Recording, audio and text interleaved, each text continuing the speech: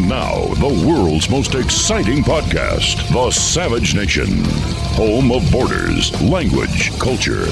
Here he is, Michael Savage.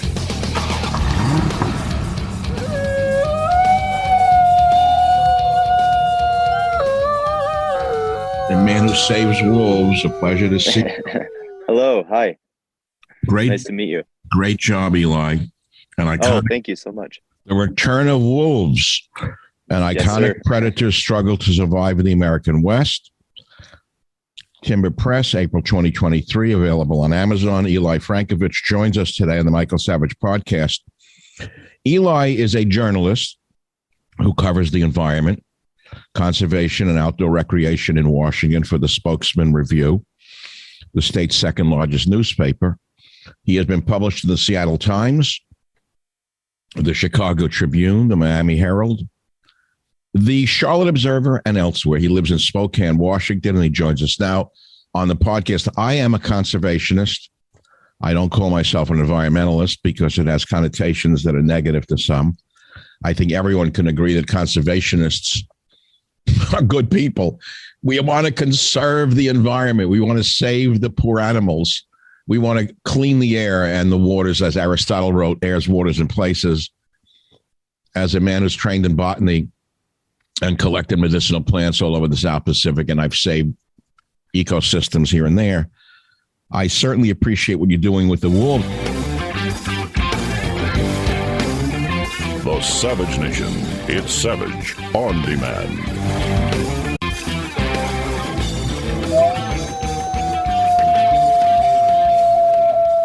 First of all, I want to stick to your book because I want you to sell books. Sure. If you're taking time out of a hike, you've got to sell a book now and again. The book is The Return of Wolves, an iconic predator's struggle to survive in the American West. It came out last spring, and I highly recommend it, and I really appreciate your time, Eli. I get it that you write about other things, right? I mean, you just cover conservation, outdoor recreation, the environment, but you're also an outdoorsman, right? I mean, you're a climber, a rock climber. Mm-hmm. Yes, rock climber.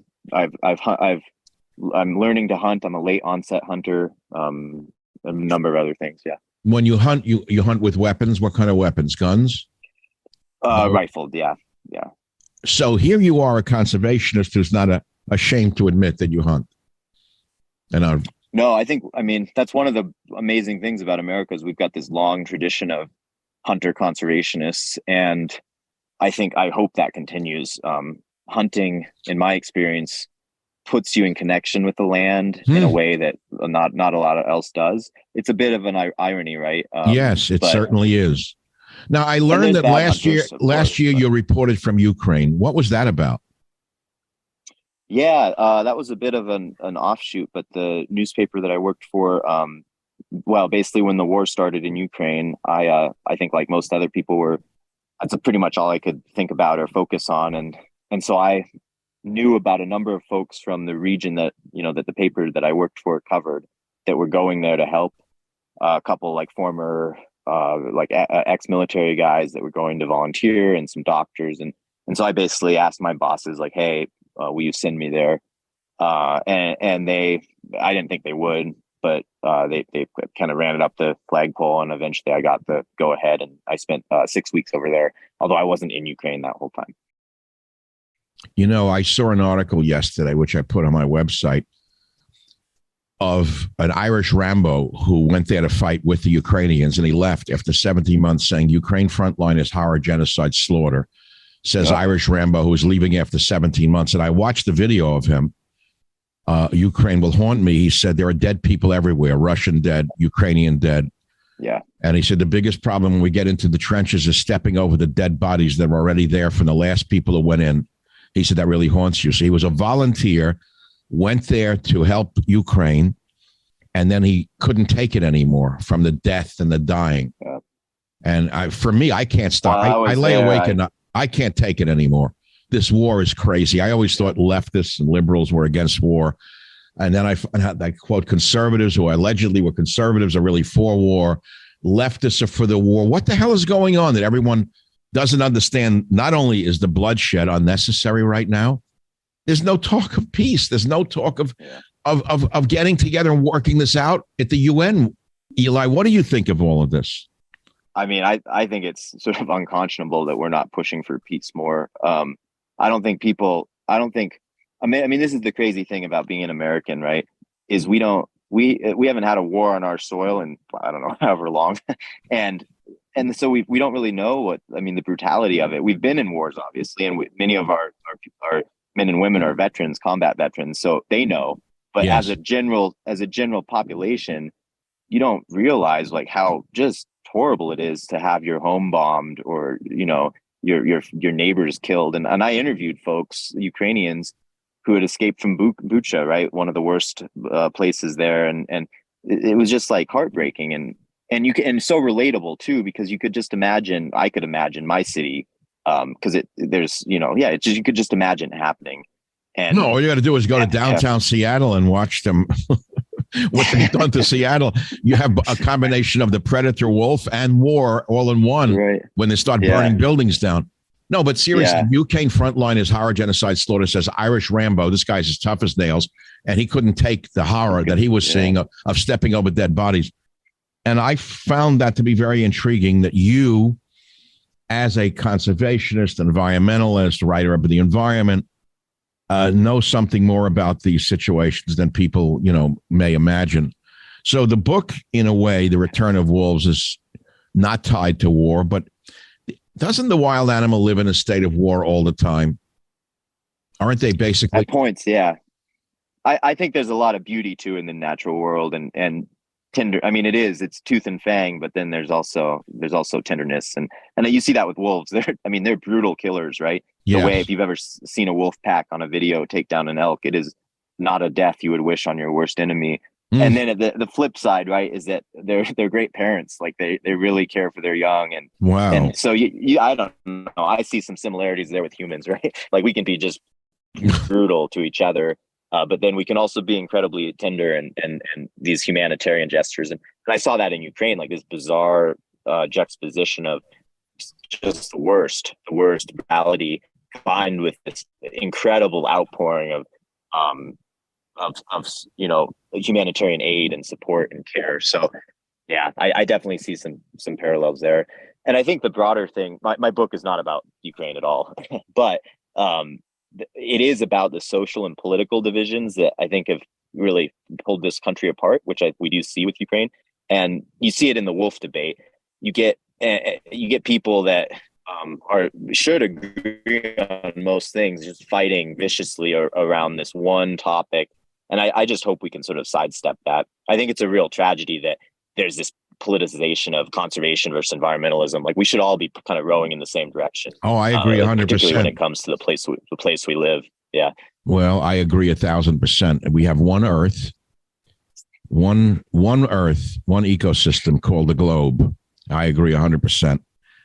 I may disagree with some about certain facets about what's being reported with regard to alarmism. I mean, see, this is the thing is, I don't think alarmism helps us when we're talking about climate change, for example, and that's a separate topic. I don't think we need to even get into it. I'm a boater. I live next to the water. I live 15 feet from San Francisco Bay for the last 25 years. We have not seen 1 centimeter rise in the height of water, whatever you call it. Tide lines are identical that they've been. Right. And if you go back to the Pleistocene, we had much more warming then than we do now. That's before Henry Ford, was a glint in his grandfather's eye. So yeah, of course, but doesn't mean we shouldn't try to make the earth a better place for all of us. Right. So, and I really appreciate people like you in sense that you're devoting yourself to these subjects of when you say you write for the newspaper world in the area of environment, conservation, outdoor recreation. So you cover it from all spectrums, because if you cover it from the environmental point of view, you're dealing with one faction, and then you cover it from the outdoor recreation side. That's the hunter, for example. Right. So you have to really talk to all of them, don't you? Yeah, I mean, that's why being a journalist is, I think, such a great career, is that you get to talk to both. You get to talk to everyone, and you try to. I mean, my goal has always been to try to understand why people think what they think, and I think that I think people forget to do that or choose not to do that quite often. We dehumanize the other side. That's what's going on in America. Right wing says the left. We communist, fascist, right. Nazi, Marxist. I hear it all the time. And we forget there's a human being inside those eyes. Before you go, Eli, how did, I don't want to pry into your personal life, but if you care to talk about it, where did you grow up? What did you grow up learning? So I grew up in North Idaho, in the panhandle of Idaho. And I'm really thankful for how I grew up in retrospect. I grew up with a, fairly, I would say, liberal, progressive family. My dad's a professor and my mom owns a yoga studio. So you can probably guess kind of what their politics are. You're a stereotype. You're the stereotype. Yeah, I am. Yeah. But I grew up in a very politically and conservative place, one that had traditionally been very sort of blue collar, a Democrat, I would say, like union Democrats, but then without offshoring and all of this and just changes in everything, it became, a lot of jobs left, a lot of blue collar jobs left, mining and whatnot. And then it became more politically and socially conservative. And so I've always been sort of kind of in between. Like I can't, you can't just think you can't just believe what you think is the only truth. I understand living in a place like that. You have to try to understand why, almost everyone else around you thinks differently. And I think that I'm just so grateful for that, because it's just it doesn't serve anyone to just be entrenched in your own beliefs. And it's also just kind of it's more boring. It's a very like limited worldview. You need to run for office, Eli. You need to run for office. Can you imagine a centrist running for office today? Yeah, it wouldn't work. Hated by everybody. Yeah, you won't be loved by everybody. That's what a good journalist is. No, right? I've learned the hard way that no matter what you do, people are going to hate you anyway. Yeah. No matter what you do, no matter what you say. Michael Savage, a host like no other.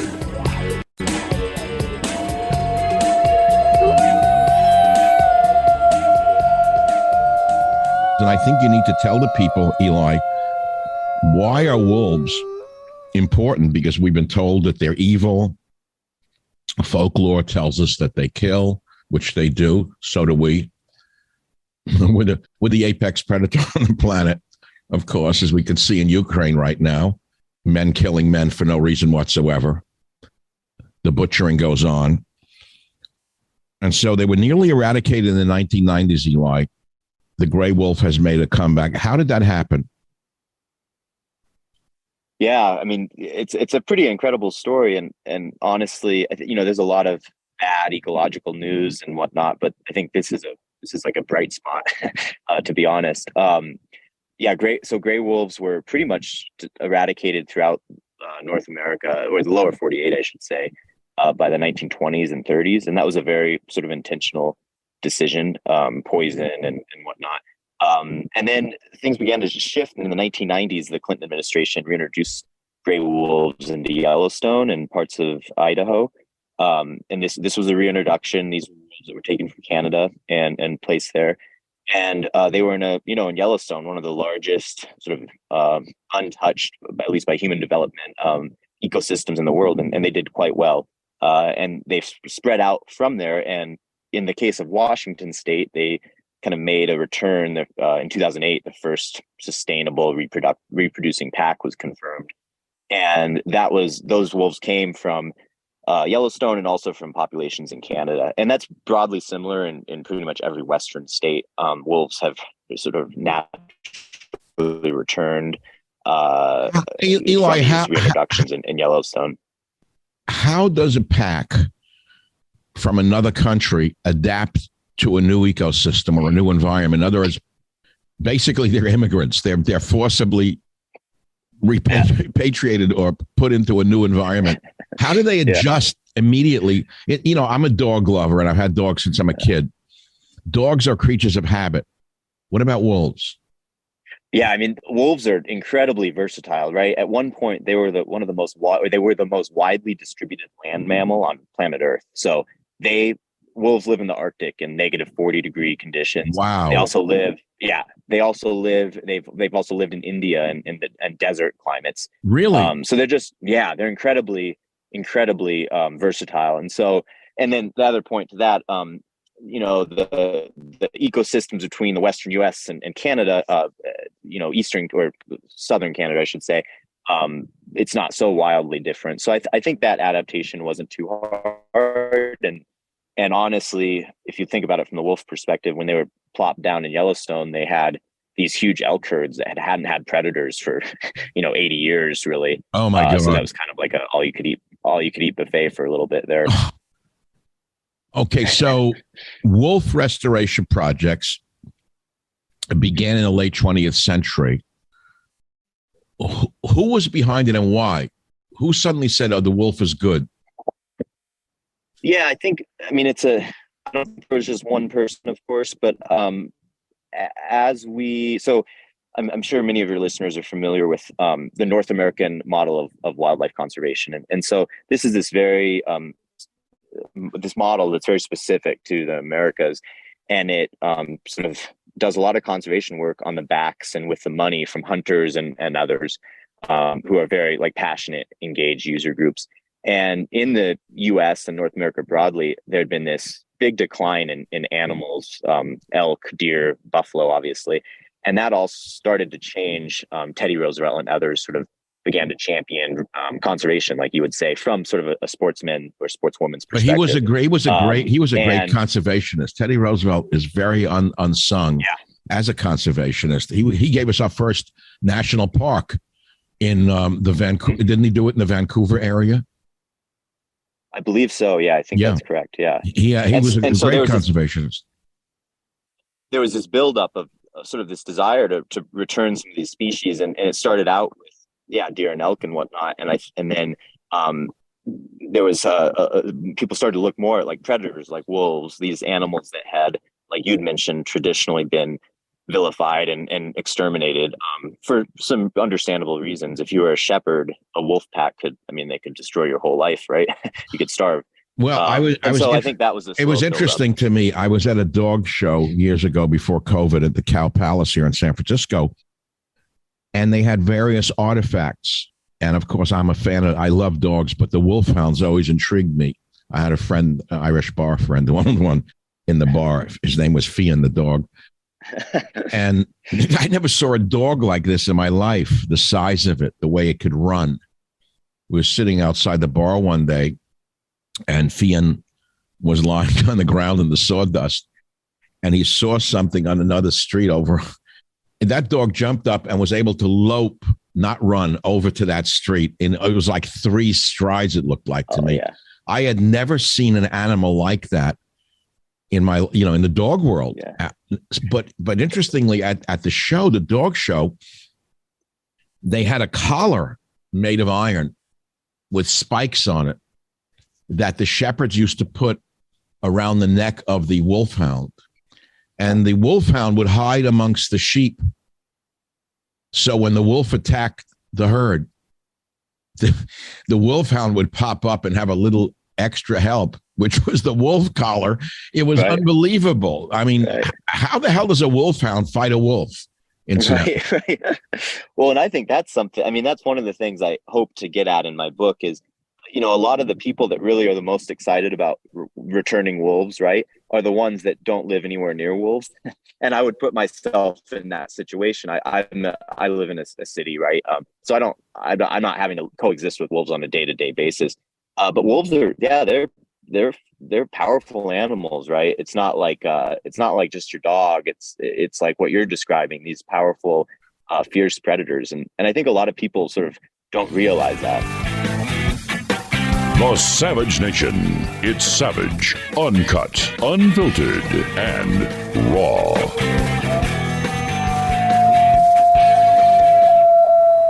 How big is an adult male wolf?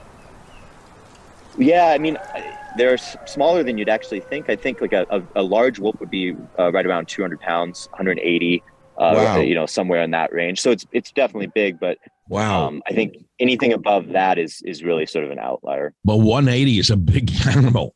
Yeah. Oh, yeah. That's a big animal. And we have to remember how strong a wild animal is. You know, we have lunatics who go into a zoo. They used to jump over the walls to go pet the tiger and get killed. In Honolulu, you know, people who get high and think that the animal was their friend. They don't understand what a wild animal actually is. Yeah. Oh, yeah. No, and there's all sorts of stories of folks who really have some sort of a romanticized vision of what a wolf is, kind of getting in trouble with that.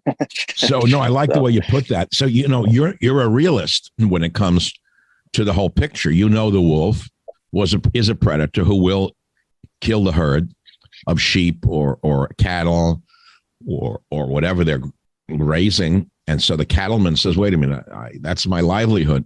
Kill the wolf. Right. How are the cattlemen dealing with this reintroduction of the wolves?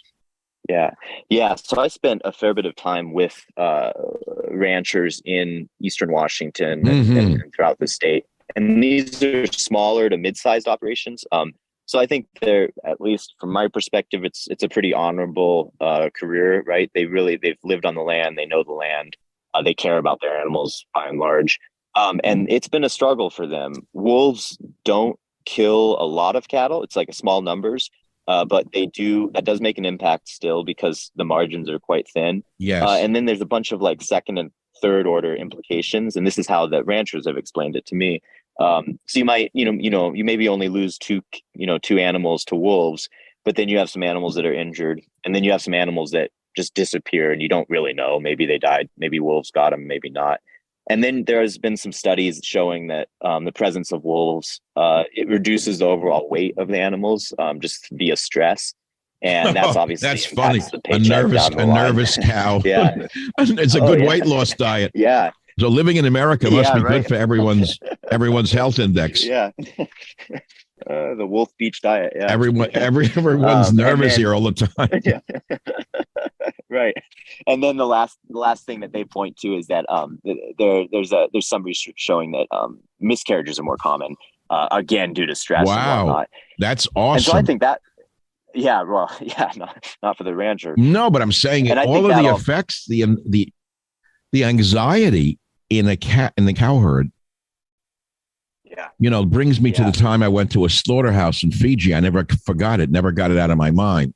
The fear in the animals being led into that slaughterhouse was something I have never forgotten. Oh, sure, they know that their friends are dying. Oh, sure, they know they're next to be killed. Oh, sure, you can see it and smell it. And people who have never been to a slaughterhouse should go once and make everyone into a vegan. Right. Yeah, and I think that comes up quite a bit in my book is like I think we've really underestimated the emotional and intelligence range of animals, right? Like cows are considered one of the dumber ones. And like you said, they're picking up on a lot. And I don't know why they say a cow is dumb. I've been around cows. They're not dumb. They're pretty smart. Elsie knows whether she's a dairy cow or she's going to be slaughtered. Right. Yeah, it's awful, No, I become, as I gotten older, I have a friend who fought in 5 wars. He was a born warrior and grew up in a hippie community in Marin County. I said, how the hell did you become a warrior? He's a doctor and a musician. And he said, I'm a pescatarian now. He said, I just been around too much killing and death to ever eat anything that lives like any animal. Yeah. And that's what happens with a lot of people. But again, this is not about that.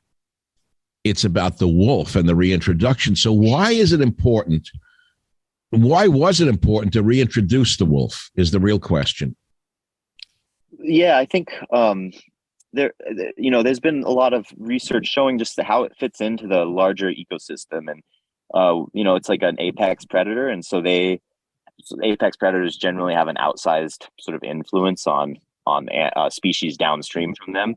So there's been some really interesting research in Yellowstone and elsewhere. One study that comes to mind, I'm sure many are familiar with chronic wasting disease. It's this really nasty neurological disease that impacts deer and elk and sort of other ungulates. It's Never heard of it. Mad cow disease. Yeah, it's like mad cow disease. So it rots their brain. And it's sometimes called like the zombie deer disease because the deer will stumble around and have no fear of humans, just drool. It's really nasty, and it can destroy a herd. Like what's it it's from? happened in Colorado. What is it? Well, it's a prion disease, and this is getting a bit out of my league, but it started in Colorado. There's a few different theories about how it was formed, and one of them is that it was from like game farming basically and just concentrating animals together, but there's not a definitive answer. But it can survive in the soil. These little prions can survive in the soil for like 10 years. So it's God. Just a really nasty thing. Oh, I don't want to eat. So anyways, I want to eat that stuff. No, yeah. There's been no human jump over. No, there's been no zoonotic. No zoonotic, yeah. Home of borders, language, culture, the Savage Nation. Where are you? I see a boulder behind you. Where are you? I'm in southern Idaho, near Wyoming border. I'm on a climbing trip. I'm basically in the middle of nowhere, but there's quite good cell service. So. But where are you getting cell service in the middle of this wilderness? Yeah. Well, it's funny. I'm where I'm camped is right above the national energy laboratory. So I think that they have good cell service. Oh Jesus! Are you running off? Are you running off? Are you running off Elon's Starlink? No, I don't think so. Not that I know of. Fascinating. Fascinating. So there's been these studies with wolves showing that they sort of they'll preferentially hunt and kill animals that are CWD positive, and sort of it's almost like a cleansing, right, of these populations. And so that's just one example of how wolves can be beneficial to the ecosystem. Well, no, I'm an outsider looking in on this whole thing. And of course, everyone has an emotional reaction to the death of a species. It's like, oh God, I learned when I was a young environmentalist or conservationist, and I consider myself a conservationist all my life because of the negative connotations of the word environmentalist, which is gluing your hands to a roadway to block traffic. It's a little different than to me than conserving the environment any way you can. And we all want clean airs, waters, and places, and we all would like the ideal world of all the animals living happily forever after. But with diminished Earth resources, whether it's the poor elephant, which we donated tons of money to it personally, my wife and I, over the years, till we almost threw our hands up, the killing of those poor, beautiful creatures. Mm-hmm. Everyone has an emotional reaction of, oh, elephants shouldn't be killed. But it's almost the opposite for the wolf, which is, no, kill the wolf because the wolf is a predator. The elephant doesn't bother anyone, Right. So why should we care about the wolf is the question.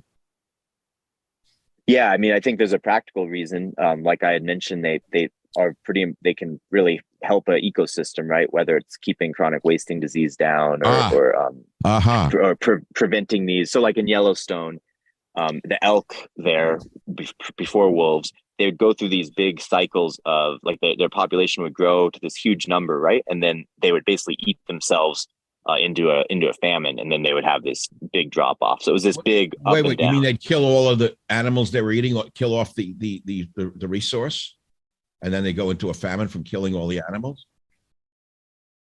Yeah. So the elk they would have so many calves and whatnot, and then to a point where they actually didn't have enough food, and then there would be a famine. And wolves have sort of stabilized that, right? And sort of reintroduced, ecologists call it the ecology of fear.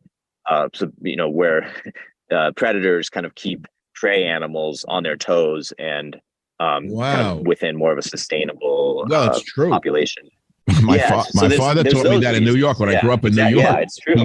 He said to me, "You're going to come to work with me in Manhattan because it's dangerous and dirty. Otherwise you're going to be soft and weak." So he used to make me go out alone as a little kid in the streets of Manhattan. I hated it.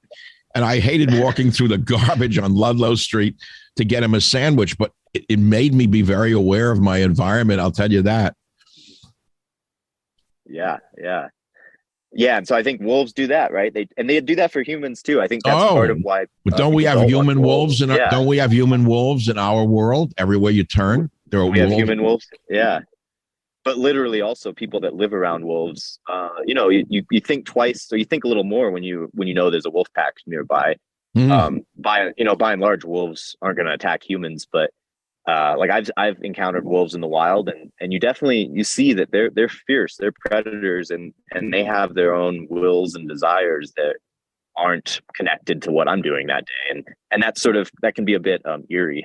Do they? I saw a wolf and Did you say that they generally do not attack humans? Generally not. Yeah. Why not? We're just meat to them. Yeah, I mean, I think it's this, they're opportunists, right? Like they don't want to risk any more than they have to. The places in the world where there's actually been some really interesting research on when and where wolves attack humans, and the commonalities tend to be like impoverished, poor places where they're using children as shepherds. Oh my God. And so that makes some intuitive sense, right? They're smaller and less threatening, and so that's why I say generally it has happened. It does happen. Some people say wolves never attack humans, and that isn't true. But it's not a it's in terms of things that you have to worry about, it's pretty low on your list. Interesting. Now, anyway, you're doing a great job. I wish you the best with your book. It's available on Amazon, I assume, correct? It is, yes. Any final words about wolves, Eli, before you go back to climbing rocks? Just that, I mean, this book is about wolves. It's about the cultural and political side of it more than the ecological, although I do talk about that. But I believe that it really has some lessons like what we just talked about, these divisions in our culture, and sort of the importance of listening to the other side and trying to understand why and what they believe, even if it doesn't change what you believe, but giving them the courtesy and the respect. In a sense, you're a classic liberal. In other words, you are how I was educated as a young man in New York. Everyone was a liberal. I didn't know of anyone else. I had no idea there was a thing called a non-liberal. In fact, there was no definition of anyone but what we thought. Everyone thought in a liberal manner. I went to Queens College, which was these were all emigres from Europe. I had no idea. Most of them were communists. They were nice people who, brainwashed me.